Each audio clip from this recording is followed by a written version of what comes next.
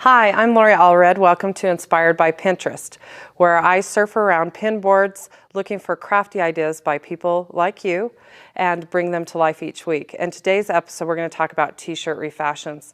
This is a topic actually that I have wanted to do since the beginning of my show, but I have to admit it's been a little intimidating because my sewing experience is limited to sewing on paper.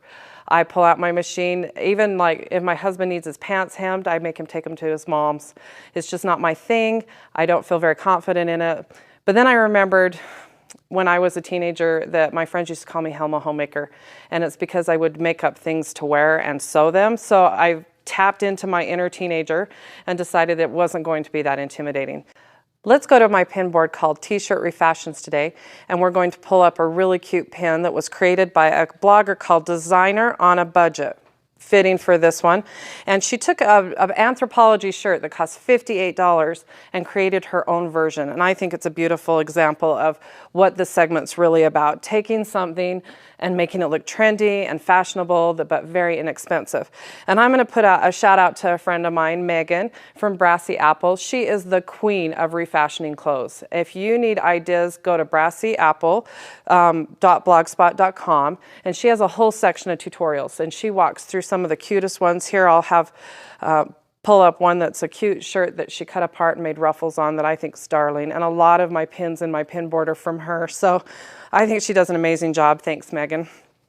So let's start with today. The first one I tried to break it down to some of the more simple versions of t-shirt refashions. And I went to a cute blog called Sarah, the name Sarah, and Dipity's blog, and I'll reference these again on my blog, allreddesign.net, and you can also go to my pin board and link straight from that. There's this cute black shirt where she created a ruffle that inspired me to start with this segment. So I actually did that very same technique here along my shirt, and I just thought it turned out really cute. I had to stop myself. Pretty soon I was going to have a whole giant collar because it was so much fun and very simple to do. And I'm going to show you how quick and easy that is to do. So here I've got a couple of pink t-shirt that I cut into two different size circles. That's all they are, is circles. And what you do is you're going to want to fold them in half and then fold them in half again. Take a needle and thread. And I know I can hear my mom saying I should have matched the thread to the fabric, but I also don't shop in my size either. So, and then you're going to want to just stitch one stitch through there and then go through the middle of this other one and pull them together. We're just kind of creating our own little ruffled flower with this technique. And then fold this bottom one again and kind of make your own, what you think looks cute. They're going to look like that when they're done. Put another stitch through it. And then I did about 10 or 12 of these and then tied them off and set them aside. And then I'm going to go ahead and actually sew them to my shirt like I did here. There's another one we thought would be cute. A lot of times people don't want to fussy cut out their circles, so I pulled out my die cut machine and I created these dies. It's from a Stampin' Up! Die, flower die. Just run your shirts through it. You can do about 4 layers in the die, which I thought was great. So this t-shirt, my daughter and I actually started on last night.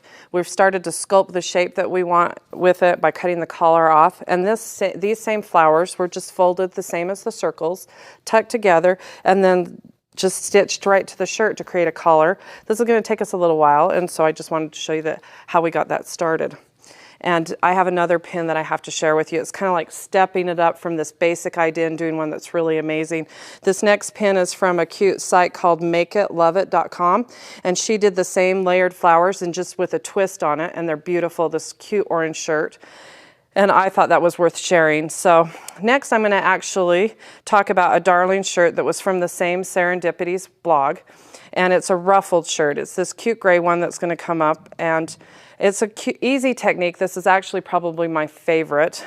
And I also have another cute pin. It's a pink tank top. And I thought it was cute to show you the difference between a t-shirt and fashioning a tank top, the same type of technique. And I'll show you what I did with those. So I actually have a guest model that's going to come on right now. This is my daughter, Emma, and she so graciously agreed to come and model this cute shirt that I worked on that was inspired by this pin. So all I did is created a ruffle that I've then stitched right to the collar of the shirt and taken it up to about here on her shoulder. and it goes all the way back to this side. It's really simple and easy to do. And then this cute flower is actually attached with just a pin. So if she decides she doesn't like this or it's bugging her, she can remove this part or move it to some other part of the shirt. And then this is just, remember when we did those scarves and we pulled the t-shirt tight? That's how we make these tubes.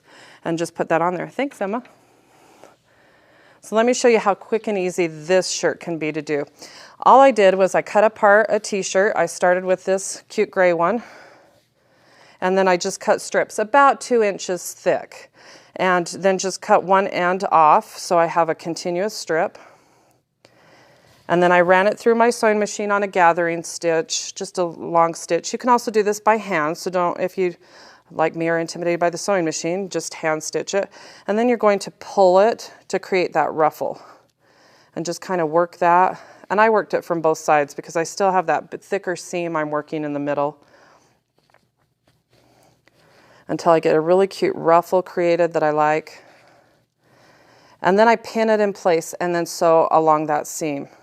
So I get this really cute ruffle that I've created.